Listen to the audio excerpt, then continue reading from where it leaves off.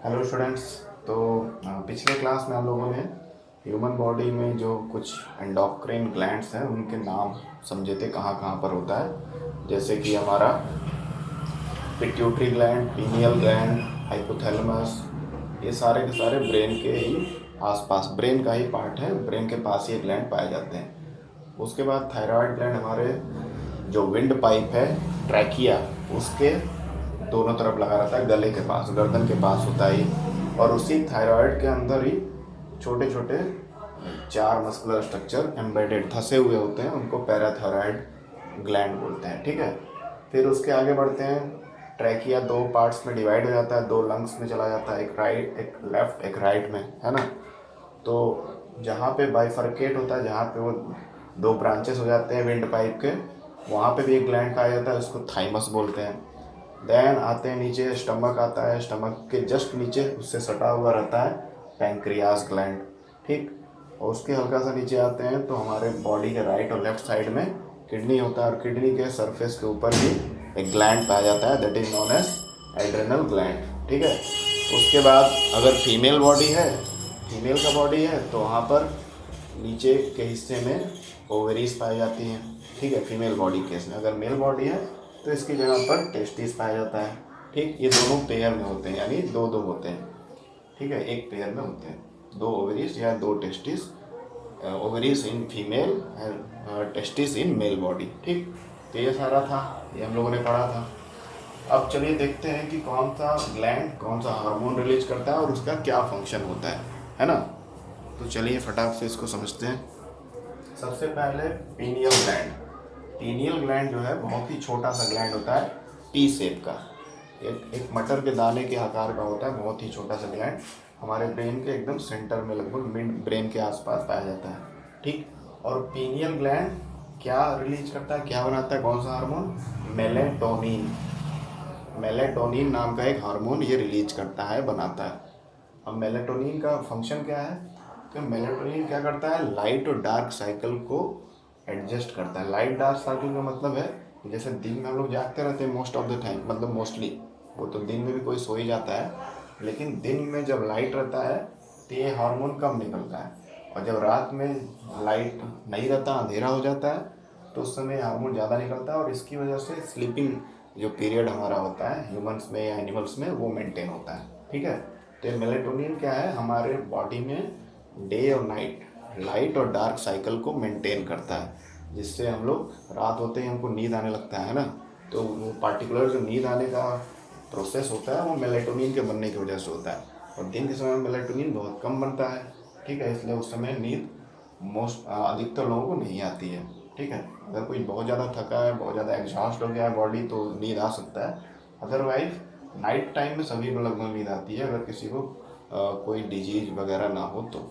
ठीक, तो मेलेटोनिन एक ऐसा हार्मोन है जो पीनियल ग्लैंड से निकलता है।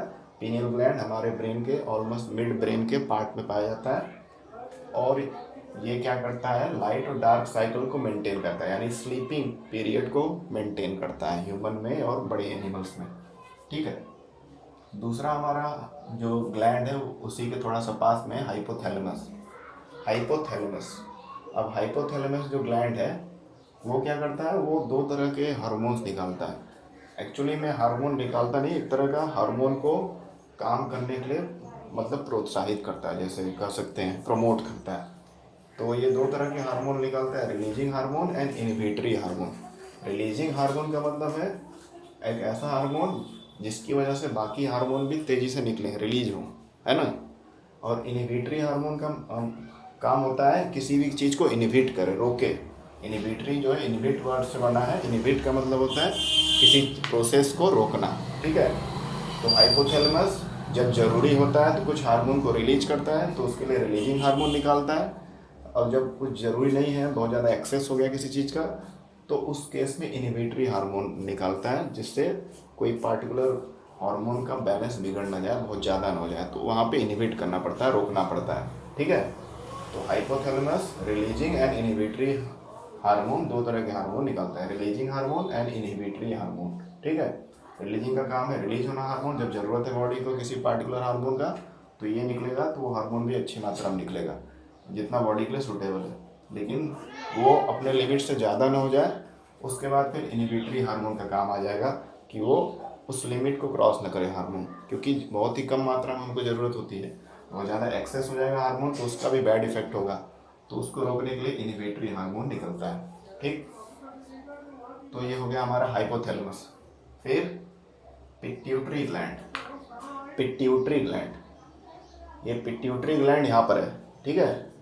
अब पिट्यूटरी ग्लैंड हमारे ब्रेन के सबसे नीचे के हिस्से में पाया जाता है, एकदम छोटा सा गांठ होता है, छोटा सा ग्लैंड होता है, ठीक है। अब पिट्यूटरी ग्लैंड क्या, कौन सा हार्मोन, बहुत सारे तरह के हार्मोन निकालता है ये। अभी तो आपके कोर्स में केवल एक ही हार्मोन दिया गया है, वैसे बहुत सारे तरह के हार्मोन निकालता है और बॉडी के बहुत सारे फंक्शन को ये कंट्रोल करता है। इसलिए पिट्यूटरी ग्लैंड को क्या बोला जाता है, master gland. Master gland master करता है, सबको कंट्रोल करता है ना। बहुत सारे हार्मोन निकालेगा तो बहुत सारे फंक्शन भी होंगे और बहुत सारे फंक्शन को कंट्रोल करेगा बॉडी के। That is why pituitary gland is known as master gland of the body.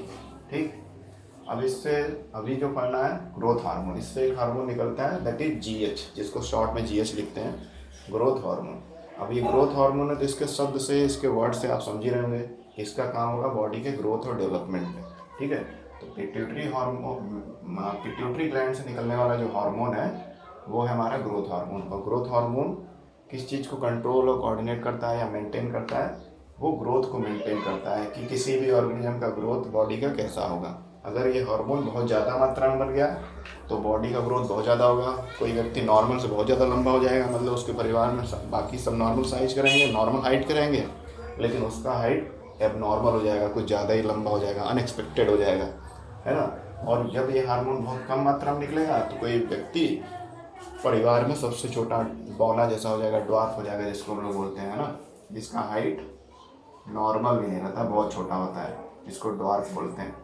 तो ये ग्रोथ हार्मोन क्या करता है, किसी भी ह्यूमन या ऑर्गेनिज्म के बॉडी के ग्रोथ को मेंटेन करता है। ज़्यादा ये हार्मोन बनेगा बॉडी में तो ग्रोथ बहुत ज़्यादा अनएक्सपेक्टेड होगा। जनरली ये सब हार्मोन्स जो होते हैं प्यूबर्टी के टाइम या एडोलसेंस के टाइम, जब एडोलसेंस एज होता है तब बहुत ज़्यादा रिलीज होता है। उसी समय देखेंगे आप कि बच्चे बच्चियों में, मतलब लड़के लड़कियों में एडोलेसेंस एज के टाइम बहुत ज़्यादा हार्मोन निकलता है तो उनके बॉडी में बहुत सारे चेंजेस होते हैं, उसी समय ड्रास्टिक चेंजेस होते हैं।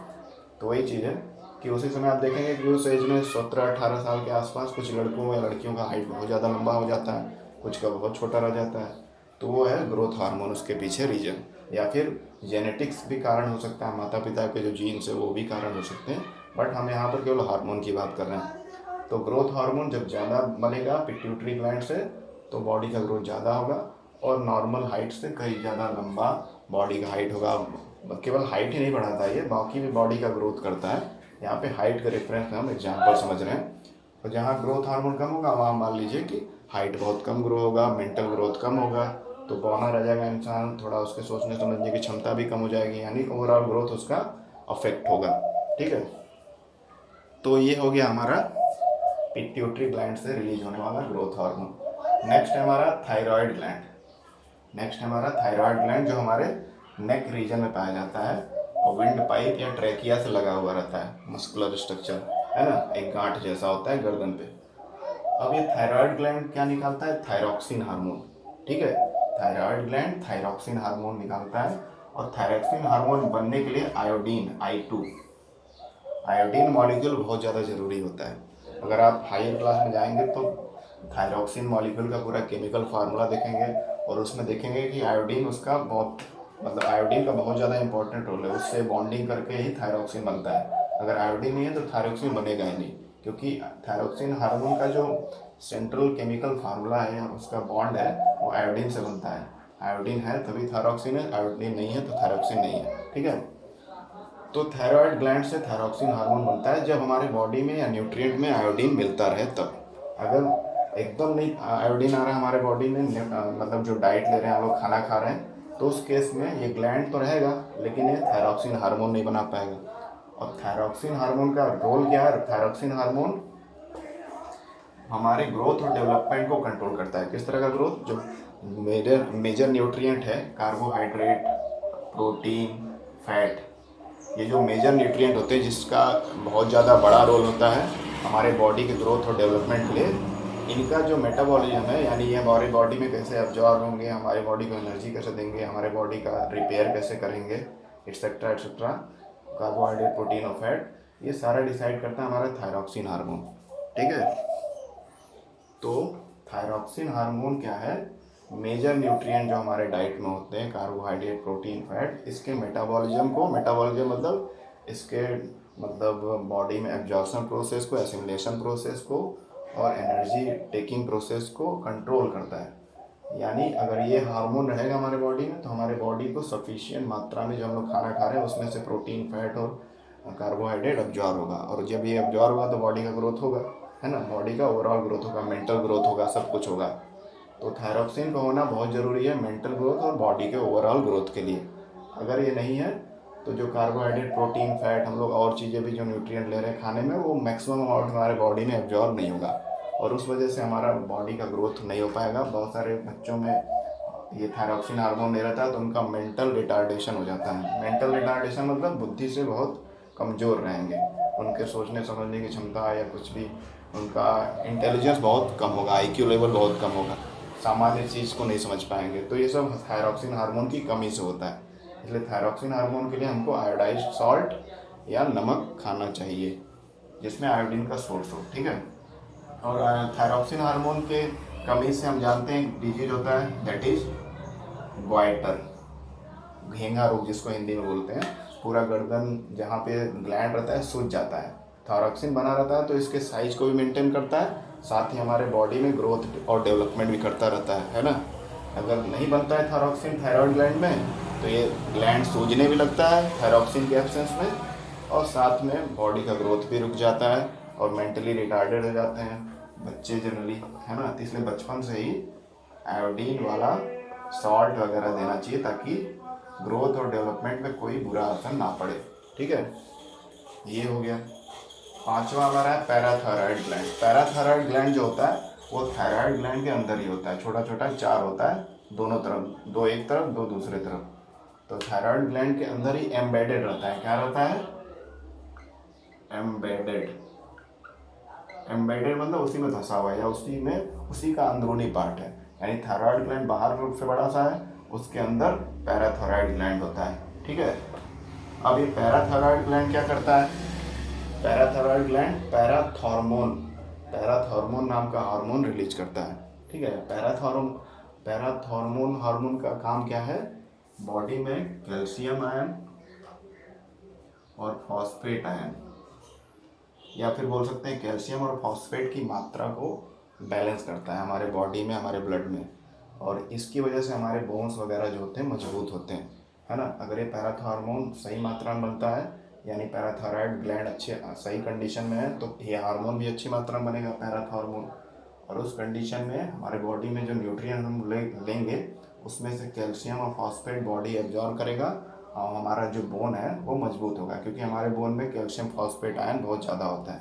ठीक है, तो ये कैल्शियम और फॉस्फेट आयन के जो बैलेंस है उसको मेंटेन रखता है बॉडी में पैराथॉर्मोन, जो कहाँ से रिलीज होता है? पैराथायराइड ग्लैंड से। और पैराथायराइड ग्लैंड कहाँ होता है? It is just embedded inside the thyroid gland, thyroid gland के अंदर ही होता है। अब उसके बाद आगे बढ़ते हैं। नेक्स्ट हमारा thymus gland, THYMUS, thymus gland. अब थाइमस ग्लैंड जो है, आगे हम लोग बढ़ेंगे ट्रैकिया में, और ट्रैकिया फिर 2 ब्रांचेस में जाता है, 2 लंग्स में ब्रांच हो जाता है।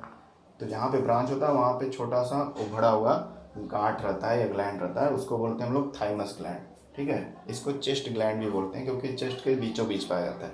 ठीक, अब ये थाइमस ग्लैंड कौन सा हार्मोन निकालता है? थाइमस नाम का ये हार्मोन निकालता है या रिलीज करता है। और थाइमस हार्मोन का फंक्शन क्या है कि थाइमस हार्मोन इम्यूनिटी को मेंटेन करता है या बूस्ट करता है। इम्यूनिटी बूस्ट मतलब होता है किसी को सपोर्ट करना अच्छे से, और इम्यूनिटी मतलब इम्यून सिस्टम, हमारे बॉडी का जो सुरक्षा तंत्र है, जो हमारे बॉडी को कई सारे माइक्रोब से बचाता रहता है, उसको हम लोग इम्यून सिस्टम बोलते हैं, है ना। वो कई सारे तरह के सेल से बना होता है, वाइट ब्लड सेल से बना रहता है, वो आगे आप हायर क्लास में पढ़ेंगे। तो इम्यून सिस्टम को बूस्ट करता है हमारा ये थाइमस हार्मोन, ठीक है।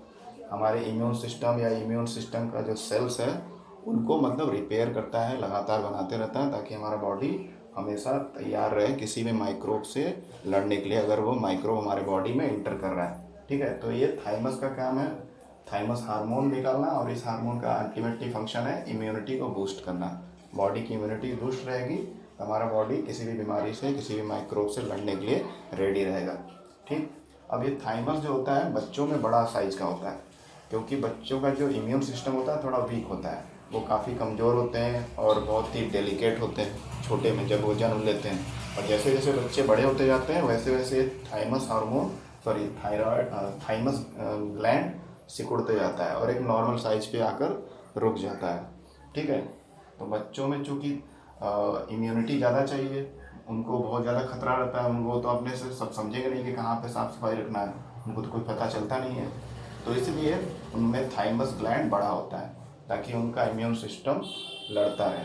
और जैसे जैसे वो बड़े होते हैं बच्चे, वैसे वैसे थाइमस ग्लैंड छोटा हो जाता है, श्रिंक हो जाता है, क्योंकि बॉडी तब तक तैयार हो जाता है हमारा किसी भी बाहरी अटैक से लड़ने के लिए। बट छोटे में थोड़ा ज़रूरत होता है सपोर्ट के लिए, तो उसके लिए थाइमस ग्लैंड जो बड़ा होता है, ऐसा देखा गया है, ठीक है। उसके बाद पैंक्रियास, आगे बढ़ते हैं। लंग्स होगा, लंग्स के नीचे फिर स्टमक होता है, बाकी के पार्ट्स हैं उसको हम लोग नहीं डिस्कस करेंगे, जो ग्लैंड्स उनकी बात कर रहे हैं। तो स्टमक के जस्ट नीचे होता है पैंक्रियास। और पैंक्रियास हम लोग पढ़े थे फर्स्ट चैप्टर में न्यूट्रिशन वाले टॉपिक में कि पैंक्रियास कुछ हार्मोन रिलीज करता है जिससे प्रोटीन वगैरह डाइजेस्ट होता है ना। ट्रिप्सिन नाम का एंजाइम निकालता है ये, या काइमोट्रिप्सिन नाम का एंजाइम निकालता है जो प्रोटीन को डाइजेस्ट करने में हेल्प करता है ना। तो यहाँ हर एंजाइम की बात नहीं की जाएगी, यहाँ तो केवल हार्मोन की बात करनी है ना।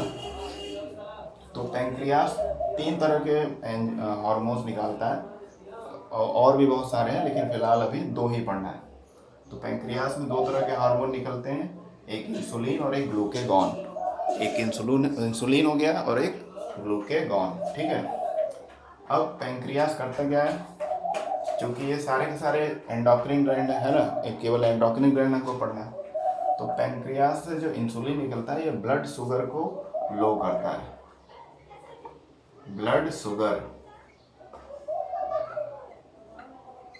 शुगर को लो करता है। लो मतलब कितना, नॉर्मल लेवल पे लाता है, जितना बॉडी के लिए ज़रूरी है, नॉर्मल हेल्दी बॉडी के लिए ज़रूरी है उतने लेवल पे शुगर के वैल्यू को लाता है ब्लड में। हमारे ब्लड में शुगर होता है जो एनर्जी देता है ना।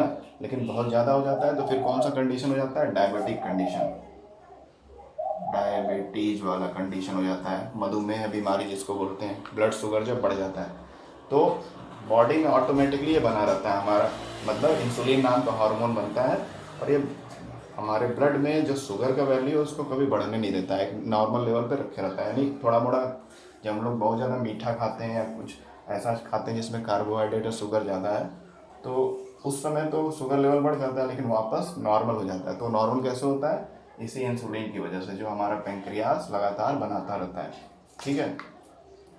अब लेकिन कभी कभी क्या होता है कि पैंक्रियास काम करना बंद कर देता है, यानी इंसुलिन सही मात्रा में नहीं निकाल पाता है, तो ब्लड में शुगर का वैल्यू बढ़ जाता है। और जब ब्लड में शुगर का वैल्यू बढ़ जाता है तो डायबिटीज़ नाम का डिजीज हो जाता है, जिसको मधुमेह बीमारी बोलते हैं, है ना। यानी ब्लड शुगर गेट राइज्ड, बहुत ज़्यादा बढ़ जाता है। तो वो कब होता है, जब हमारे पैंक्रियास जो है सही मात्रा में इंसुलिन प्रोड्यूस ना कर पाए, तब ऐसा कंडीशन डायबिटीज़ वाला होता है। ओके, ये समझ में आया। अब उसके बाद देखेंगे हम लोग कि एक दूसरा हार्मोन है ग्लूकेगॉन, ये भी पैंक्रियास से रिलीज करता है। इसका काम जस्ट इंसुलिन के उल्टा है। जब ब्लड में शुगर का वैल्यू लो हो जाए, मान लीजिए पैंक्रियास ठीक ठाक है, कभी थोड़ा बड़ा गड़बड़ हो जाता है, तो मान लीजिए ब्लड में इंसुलिन कम बन रहा है, जितना बनना चाहिए उतना नहीं बन रहा है। इंसुलिन जब कम बनेगा तो ब्लड शुगर जो होगा